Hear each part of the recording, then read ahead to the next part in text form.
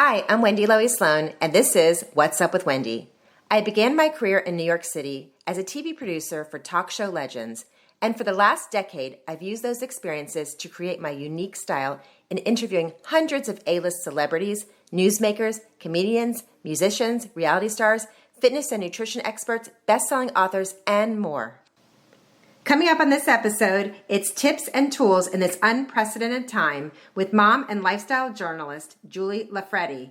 And also coming up from my Best of series, sports icon Billie Jean King on activism, tennis, and her toughest opponent. She's one of my idols. You won't want to miss this. And if you like these episodes, I hope you'll share it with friends and subscribe now in your favorite app so you don't miss any upcoming episodes.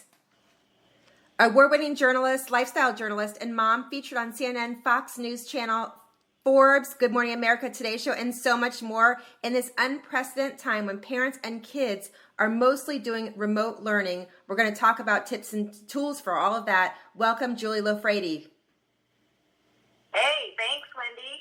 Thanks for being here. How are you doing, and how is life for you during this pandemic? We're juggling over here, but we're making it happen. We've got kids doing some homeschool and mom working at home too.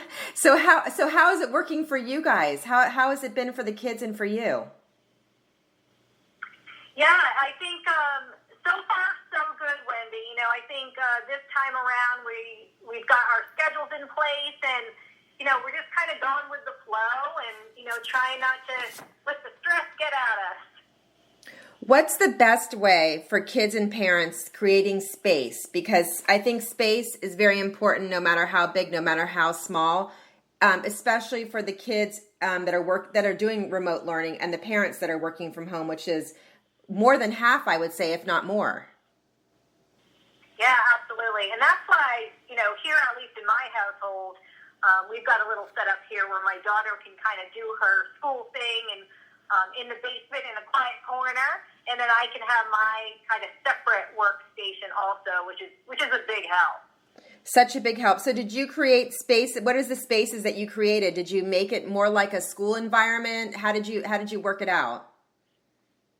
Yeah, and I'm hearing from parents, different for everybody, but here what has worked good for us is my daughter has, kind of a separate designated table, chair, kind of computer set up in a quiet corner, and she can just kind of do her thing. And then when she's done with her schoolwork, she can head back upstairs and, go about the rest of her day. So what are you hearing from parents? I mean, I'm a mom of 2 college-age kids, and I know for them, it's harder. Focusing is harder doing it from their fraternity house or their apartment and where they are. It's harder to focus for them. Yeah, no, absolutely. I mean, I'm sure it's different for, kids and what their learning environment looks like. And that's why I'm telling families too, make sure that you're having some also relaxed time as a family.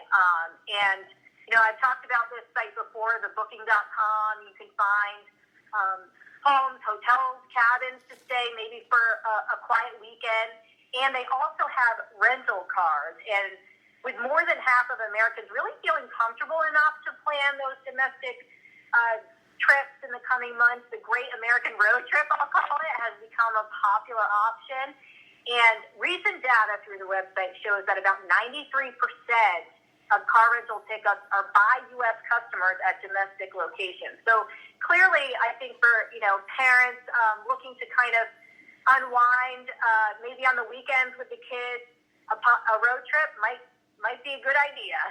It sounds like a good idea. Anything to change the atmosphere and a routine during the week. I've always said that since my kids have been little. Routine is so important. Absolutely. And for me, I like to schedule our meals throughout the week. Wendy, I'm sure you do a little bit of this too.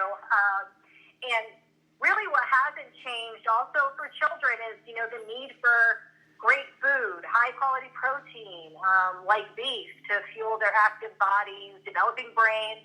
And the experts from Beef, It's What's for Dinner, and the Beef Checkoff have some really easy recipes mom and dad can make for school lunch, whether in person or at home.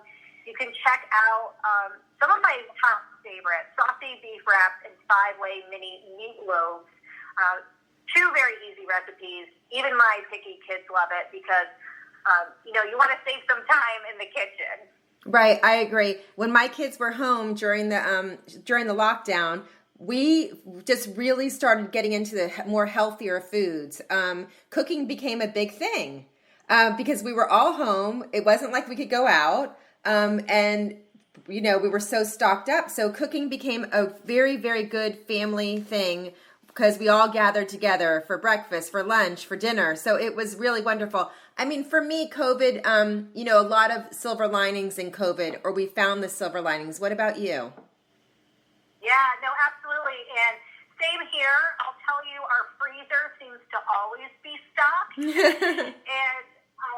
And during this whole thing, I found I really actually love pierogies now. And Mrs. T's pierogies have these pasta pockets, and they're stuffed with creamy mashed potatoes and cheese. It's one of our top picks here in the house. That's my son's number one. That's always been his number one. I love them too. Yeah, absolutely. And I'll tell you, Wendy, you can mark your calendar. October 8th is National Pierogi Day. Oh. So you could, maybe make your favorite recipes. There's one that I just made this week. It takes about 30 minutes. You put some veggies and pierogies on a sheet pan. I use the mini classic cheddar. You just pop them in the oven, and they're a big hit in the family. I love that. If you just tuned in, I'm talking to syndicated lifestyle journalist, award-winning journalist, Julie Loffredi. One thing I wanted to ask you, I love your popular gift guide and the products you recommend, especially now during this crazy world we live in. Is there any other things that you can recommend for us? Oh, yeah. Well, thank you, Wendy. I do like to shop. So I will tell parents a heads up, start shopping on the earlier side this year.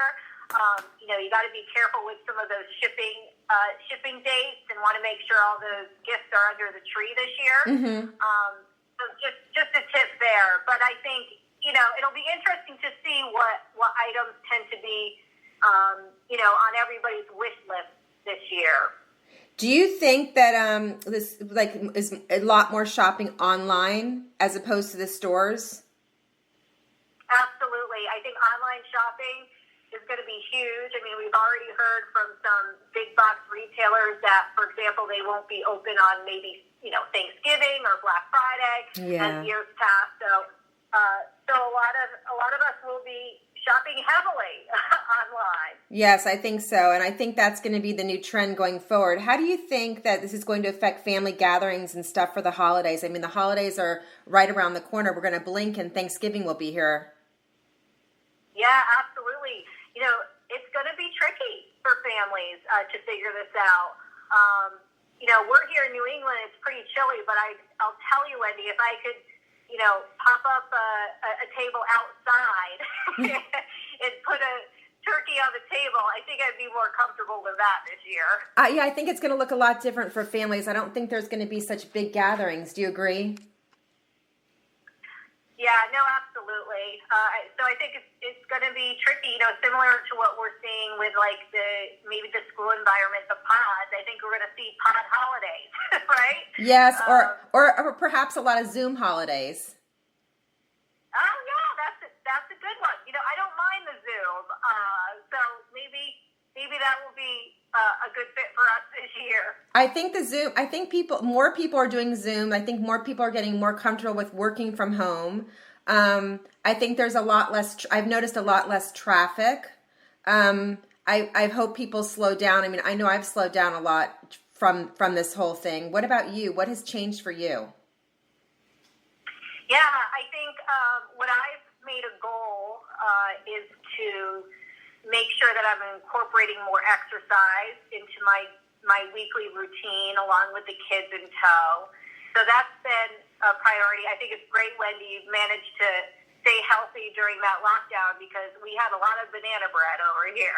Yeah. You know what? It was just, there was nothing else to do, put it that way. So I give a lot of credit to the Peloton family. They inspired me and they continue to inspire me. But, you know, things are changing, I think, with life in general. What do you think what's going to happen with the gyms going forward? Yeah, it's hard to say. You know, I think it comes down a little bit to what the rules are and people's comfort level. I actually have a trainer who comes to my backyard, and from a safe distance with our masks on, we do some workouts, and it's a compromise, you know, but it comes down to, I guess, you know, people's comfort level, really.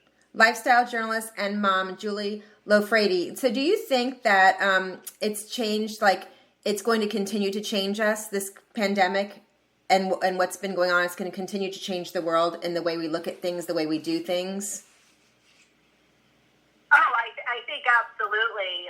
Similar to when you'd hear, you know, maybe a grandparent talking about the Great Depression or these really these big events throughout the course of their lives. And I think the same for us as parents. And so it'll be interesting to see long term how this is really going to shape us as parents, our kids, and society.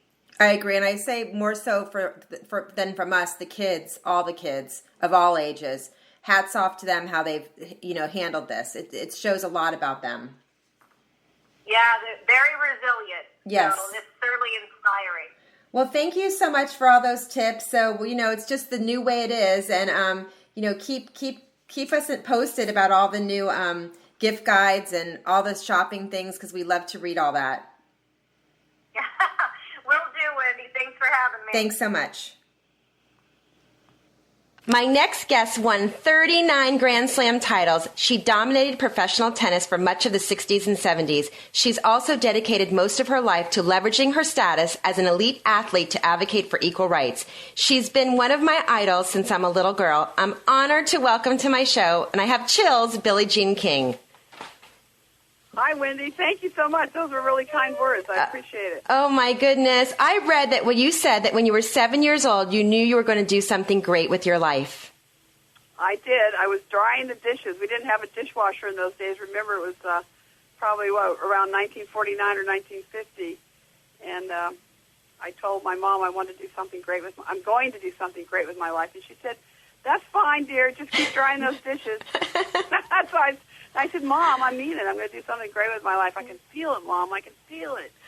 She was so cute. My mother kept us very grounded, my brother and me. Oh, my God. So tell us about your career and what you learned through sports and tennis, and what was it like the first time you won? Wow. That's a big a lot. Question. That's a lot. I think the one thing I have learned about life through tennis is that you really are only as good as your last match. That means to live each day the best you can, to live in the now, be very present, embrace that idea of being present.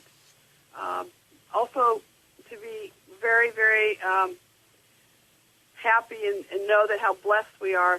As a professional athlete, I was one of the lucky ones. I also have a younger brother, Randy Moffat, who was a professional baseball player. Most of his career was as a relief pitcher with the San Francisco Giants.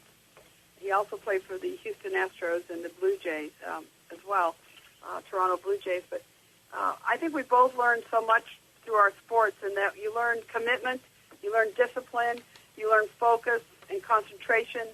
You learn that it's a fleeting moment. That's why every day is so important.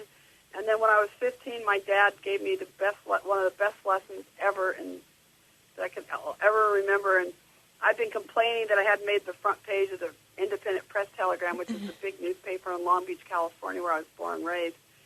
And finally, the first time I made the front page, I had lost the match 6-love, 6-love. And if you don't know anything about tennis, people listening, that is by far the worst you can do. You can't do any worse than lose 6-love, 6-love, because love means 0 in tennis. Right. So anyway, I was a little devastated as a 15-year-old. My dad took me aside and said, I don't want you ever to read your press clippings again. I don't want you to ever read anything about yourself again. And he looked at me and he says, do you know why? And I said, no. And he looked at me and he said, because it's all about, they're only talking about yesterday. Wow. And yesterday,